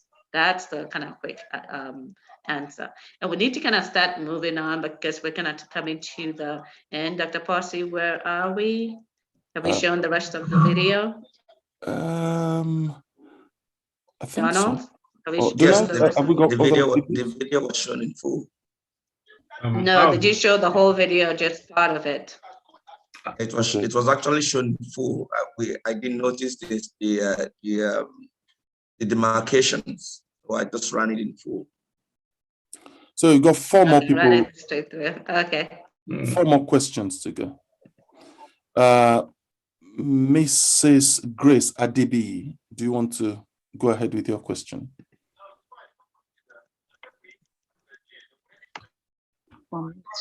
Yes. Yeah, go ahead and let's see your face. Thank you. Yeah. Good evening in the house. Good really evening. appreciate for the good job you are doing. My question is about the NINAS. The NINAS, I remember when we first put my first major, it's 3 months. We overcome it. Instead the 1 month for the governor, whatever. After that, to give us another 4 months, which we lapsed in August 16. After the August 16, it said it's anarchy. And that anarchy, we haven't been there now. And you see how the Fulani are killing us and the federal government's backing them up. All our freedom fighter, they shut their mouth. And when the time of anarchy come, what are you, although I've been hearing you that when the times come, We cannot fight somebody without nothing in our hands. This is first question. This is my first question. Are we going to face them with ordinary hands? Secondly, about the voting, whatever, Nigeria now, that is why they allow the anger to take over that country now, so that when you are angry, you cannot have control of yourself. Whatever comes on your table, you will take it. You said they should not vote, and these people come to them with 10,000, 20,000. They would rather take the 20,000 and vote than to die in anger. In Yoruba land, we don't have beggar, but now we have them surplus. So what are we going to do in this position? Thank you. Thank you very much for these questions. The first one is whether we would face Fulani with ordinary hands. Okay. I want to take us to when this process started. I'm not a lawyer, yeah, but I can tell you that there's a principle which says he who comes to equity must come with clean hands. I've been involved in, taking people to court or whatever in this country, and always the start of the process is that they will tell you, try to persuade the other party, try to see whether you can, kill the case, have FDR or whatever they call it, yes, dispute resolution. Out of court. Thank you. That is where and when this process started, the NINAS process started, we were having consultations, we were having solemn assemblies where all our politicians came. The one in Damasinga, even people from Ohanes Indigo came to Ibadan and so on. And I'm not going there today, but what I'm trying to say is that we have now come to a cul-de-sac on this matter. We have come to the end of consultation on this matter. Okay, so the next step is to make it happen. I mean, people who own the land, they have now said, well, you've written a dot check in my name, but I am here to claim back my ownership. But I want to say this. Okay, I almost omitted this. When this process was about to start, we had movement for the emancipation of Niger Delta. We had the Besu Boys, we had OPC. These were fully armed organizations. So these people were persuaded to drop their arms because, look, you cannot be working on self-determination under this 2007 program of United Nations and still be carrying arms. So what I'm saying is that if anyone thinks that we don't have the capability to get our land back, well, they may find out too late in the day. And also, you see, okay, I'm not going to be talking too much. Let me not talk too much. Okay, so I think I don't want to talk too much. I'm not supposed to talk too much on this matter. And then in terms of voting, giving people 10,000, 20,000 and so on and so forth. Well, all I can say is that the politicians will be persuaded to close shop. Okay? The people who own the land will persuade the politicians to close shop. So they wouldn't, please take note that persuading them to close shop is different from the 1965 boycott. This is not boycott.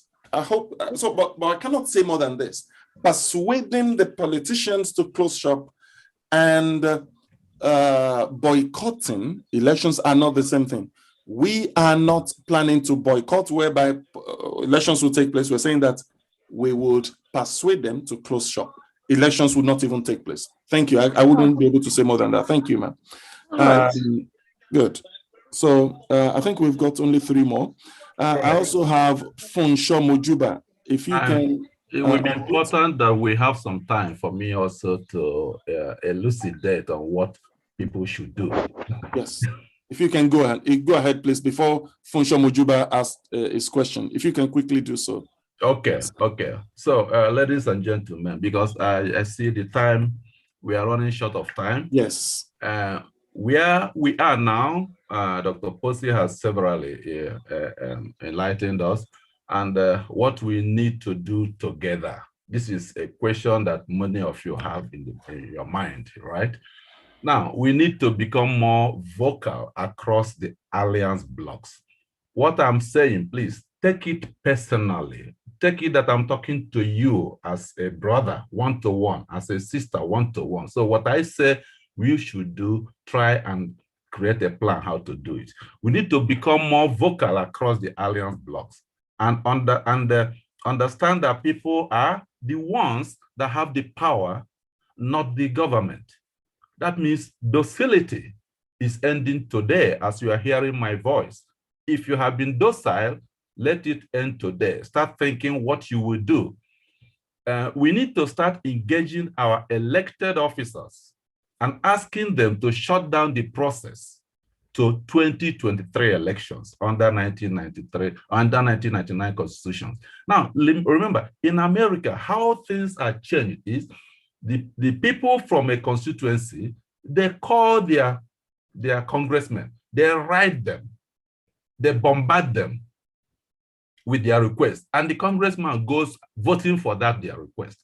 Now, do not believe that Nigeria, that we are such a country of ignorant people. We are not. Nigeria is full of very, very brilliant people. And we have, NINAS is proposing these peaceful methods. Do it. If it does not work, we shall see, okay? But first of all, do it, please. So we need to start engaging our elected officers and asking them to shut down the process to 2023 national elections. Because these elections, national elections, renew the life of this constitution. So how do you persuade them? Send them letters now. Write letters and send them. If you don't know their addresses, that is where you will need help. Come to NINA's website, send us email, we'll help you with their addresses. Send them messages, text messages, by phone. You got to find your representative, his number, send him messages. Send them messages on Twitter. All of them are on Twitter. Create podcasts. Arrange yourself, 2 or 3 people. Create a podcast. Send to your representative. Organize groups to go to their offices to talk to them. These are your representatives. They are not from the moon, okay? Organize little groups. What I'm talking to you is what, please, I'm persuading you to do that and also get your friends to do that. Organize groups to go to the political parties' offices.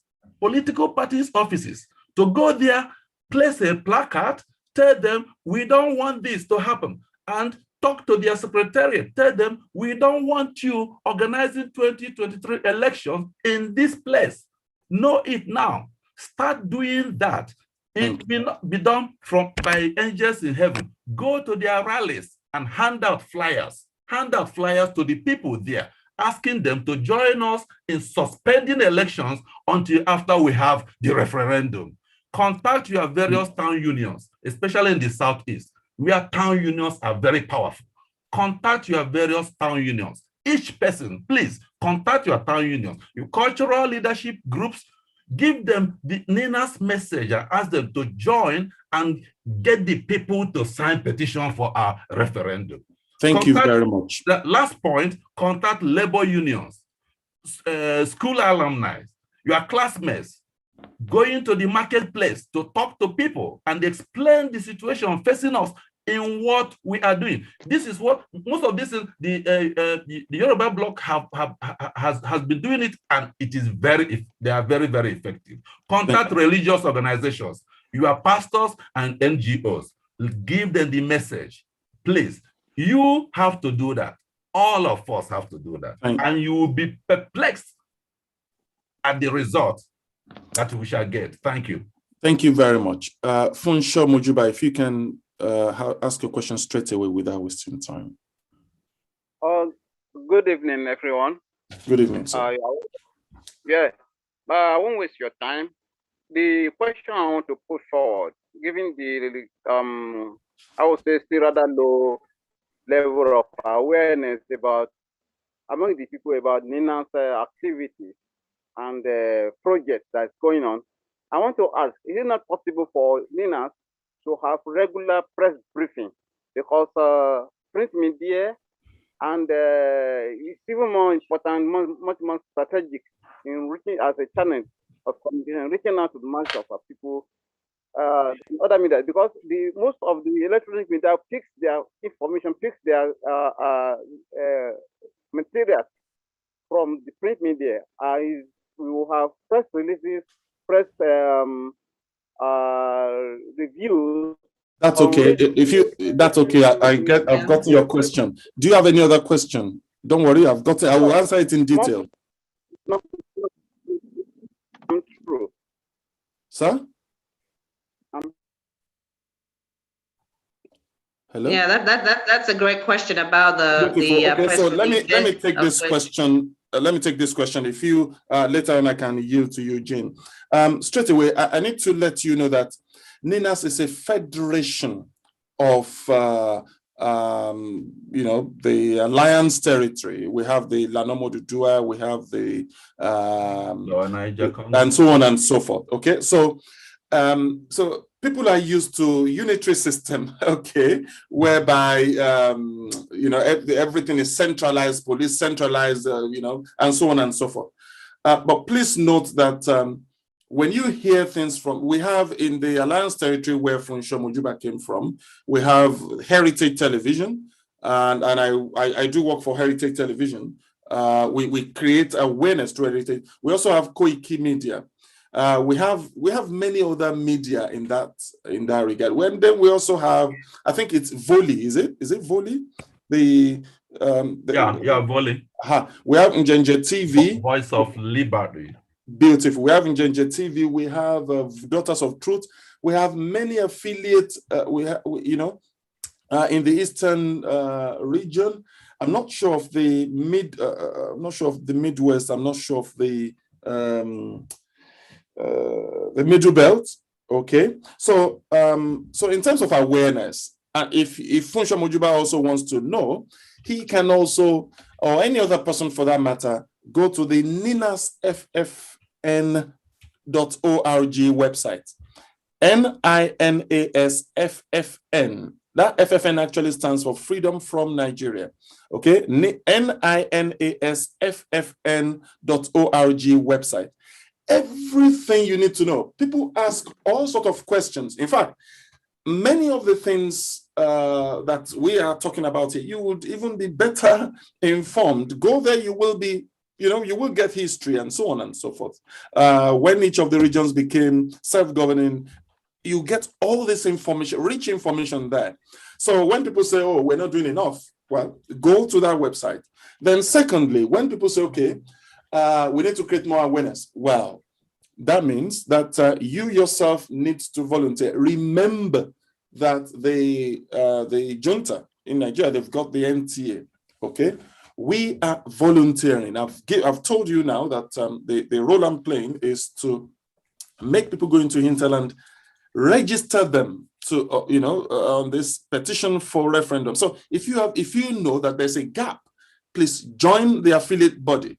Okay, NINAS is just the center. We have Ilanomo Dudua, we have we have all these affiliate bodies, so you can join any of them. And if any of my colleagues wants to add to that, that would be great. Jen, do you want to add anything to this? Yeah, what I was going to say is that you're going to start seeing a lot more of the type of messaging that we sent out, like to the World Bank and to all the nations, letting them know that they should not be providing any loans to Nigeria any longer. And you're going to be seeing a lot of those press briefings coming out, because we're kind of getting to that time where we're raising awareness and we're just making sure that people are getting the information, as Percy said. And, there's a lot of people, including yourselves. If you were here a couple of weeks ago, we talked about the fact that every single one of you should be a point of getting the message out. You should have podcasts. You should be on YouTube. Okay, you should be having your own Zoom meetings for your people to let them know and understand, right? Everyone here is an ambassador. Okay, this message is not just about, it's not the NINAS, NINAS is not like a body. We are NINAS. You are NINAS. So everyone needs to figure out the best way that they can be on Instagram, on Twitter, if it's Facebook, if it's sending out the flyers, if it's doing pamphlets, if it's doing, bringing people over to your house to talk about it, going into the market to talk about it. Everyone here has that responsibility. And that's what gets it done. As Seb was talking about, talking to your church, okay? Talking to the labor unions, okay? Talking to your alma mater, okay? That's what's important. Okay, the Right. press briefings is not going to do it. You and I, the people, must do it. Exactly. Thank you. Yes, briefly looking at the chat, there are some questions there, and I'm not sure we shall be able to answer all of them. I will attend to some of them later on. I could see. Yes, so straight away, Prince Ayotunde Adebayo, if you can quickly put your question through. Thank you. Ayotunde Adebayo. Yeah, good evening, everyone. Can you hear me? Good evening. Yes. Yes. I'm so happy to be here today. Thank you. One of the questions that I wanted to ask has already been shared in the chat room. Okay. Which is the fear of our people, because in my community, in my group, I have an association called National Association of Oduduwa Heritage. I'm the founder of that heritage, and we also founding a bank, Oduduwa Federal Credit Union Bank. So we are the one doing that. So in my group, a lot of people were creating fears and sharing information about this Fatima Mohammed, or what is her name? Amina Mohammed. Amina Mohammed, the Deputy Secretary of the United Nations. So a lot of people were kind of nursing fears about her blocking what we are trying to do. So how do we handle that area? But I'm happy, to receive something in reference to that, and I already shared it in all the platforms that I belong to just now. So my next question, okay, because I heard, I thought maybe it's Jane, that lady that was, I can hear her voice. Yeah, I heard her mentioning about the alliance between the Middle Belt, the Yoruba people, and then the Igbo and stuff like that. So how do we communicate all this information with these people? I mean, I'm ready to do everything possible within my reach to make sure I disseminate this information to them. The governor of Benue State is my friend, and also the former commissioner for, it was the former commissioner for something, I forgot. So I'm going to share that information with them. And if possible, I can have that commissioner, because the governor may not be available, I can have that commissioner to attend the next meeting, if we're going to have another one like this, so that they can hear from here, and then he can be able to take that information back to his own people as well. Because I believe that's the only way we can be able to continue sharing and spreading this news. So my question is, if people do not vote or fill out this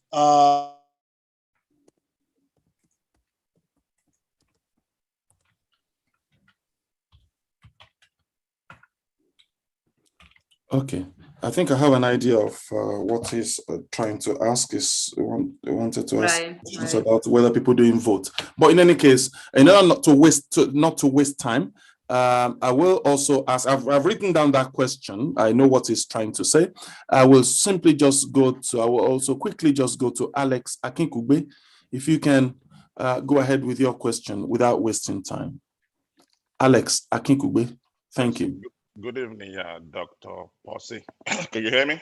Very well, sir. Go ahead with your question. So my question is, if we take voting on this platform now, how many people are actually listening from Nigeria? Because it appears to me that this is a meeting of people in the diaspora, right?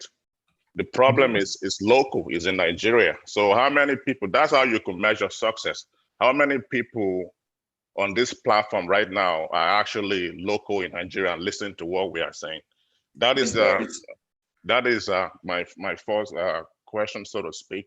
Beautiful. Okay, so what's the next question? Well, yes. The second question is, NINAS may not agree with, the approach that IPOB has taken. Some I agree with, some I do not. But why are we running away from that? Why are we running away from IPOB? We've seen that this government openly support Tiala, Boko Haram. These are terrorist organizations recognized by the whole wide world. And we just continue to let the Fulani control the narrative, because Fulani said IPOB is bad. The whole entire Nigeria now, I mean, the NINAS alliance territory now is running away from them, until we are ready to grab the bull by the horn. No. They want to, let me, please, I got one more minute. Okay. Right. They went to Igbo. We need to actually, we're getting ready to wrap up. I understand your question. I've written down your question. I've written down your question, sir. Yeah, we can answer that question because there's a very good reason. Sunday Iboho is a very good reason. You have to watch who you associate with. Miss May, if you could please let me just land. If we're gonna do it, let's do it right. Because the same thing that the government is doing to you, it's what you're trying to do. I tend to keep me quiet. Let me finish. I'm not trying to keep you quiet. I'm telling you that we need to round up. There's other meetings that come after us, and we've got your question, and so we will answer your question. That's what I said. I'm not trying to do anything of the government to you. And by the way, you need to have your video on. We don't speak to people that don't have their videos on. I could put my video on. Yes, please. No, I am not trying to shut you down. I'm just saying we got your question, and it will be answered.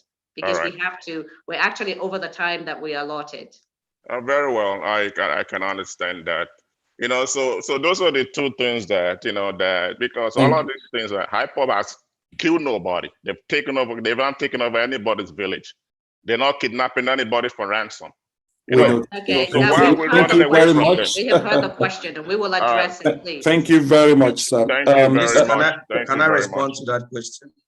Yeah, well, let's kind of get I think we need to end the question. We need to end the question so that we can, because we're actually over. We're on the hour. Our time is up. We will we will address that specific question, in summary, because we don't have a lot of time. But we'll pick it back up in the next meeting when we have the question and answers, and we'll definitely answer the questions, because I think there's a lot of things that people are not understanding. Okay. That's right. There is the issue with IPOB is how they are being prescribed in Nigeria. You can't ignore that. And if you want to be successful in the things that you're doing, you still have to make sure that your people are safe. You can't be doing things that cause your people to be killed. That's right. That's the difference. So we have to be very careful who you associate with, because if you associate with a group that the government has prescribed a certain way, you become prescribed a certain way. And we can't afford that, because we are a peaceful group. We're not screaming. You need to listen to the messages coming from IPOB to go and kill this person, to go and kill that person. It's in the messaging. Nobody's making it up. Just listen to the broadcast. We can't be part of that. We're a peaceful process. It is working. The system is shaken. The international community is taking note. Correct. And we just need to mobilize our people, get the numbers that we need, and get moving. But that IPOB question, no, we don't want any part of it. And they have tried lots of times to try to say they're part of Ilana or Omodua, and we have to issue very strict statements saying that's not true, because we don't want the Nigerian government coming to shoot at our people when they're at rallies. They're not protesting. They are at self-determination rallies that have the right. It's a right. So no one should be shooting them. Even when they attempted to do that in Lagos. You can't shoot them. We're not protesting. We are rallying for our rights. And that's what everyone needs to understand. The difference between what we're doing and why we cannot in any way associate with IPOB. So Dr. Foster, did you want to answer the other questions? and then we're going to Okay. wrap it up. Yes. Okay. The other question about how many people in Nigeria are listening to this. Again, How many people from Nigeria are on this platform? Yes. That is actually we are not going to raise our hands. I let you know. There's a ton of them.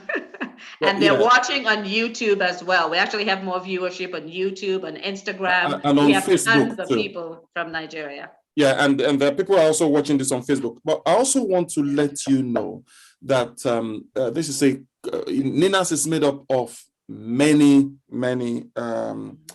affiliate bodies like Ilana Modudua, which is the body from the Alliance territory which you are from.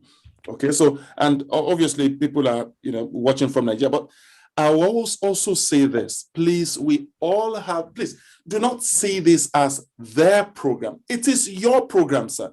So next week, please invite people, tell people that, look, this thing is happening, NINAS is doing this. It's like when people say, okay, well, I contacted someone recently and he was saying, he was talking about, and this is connected to the question about iPod. Trust me, sir, Mr. Kinkugbe, there is no other plan anywhere. If there is any plan to take people out of this quagmire, please, we have only one plan. If you know of any, please let me know. But there is only one plan, and that plan has got international support, and that is the NINAS plan. Okay. So, and then another colleague talked about the NAOH, and they were talking about, okay, what if it was talking about elections? Okay, what people go for election? We are saying, again, I need to repeat this. This is not boycott. What we're saying is that we will precipitate logjam. So, and that's why we are saying, please persuade your local politicians to close shop. Thank you very much because of time. Over to you, Jean. I think I'm done. Thank you. Yes. Okay, Conclusion. thank you all so very much for coming to this NINAS event. As you can see, we are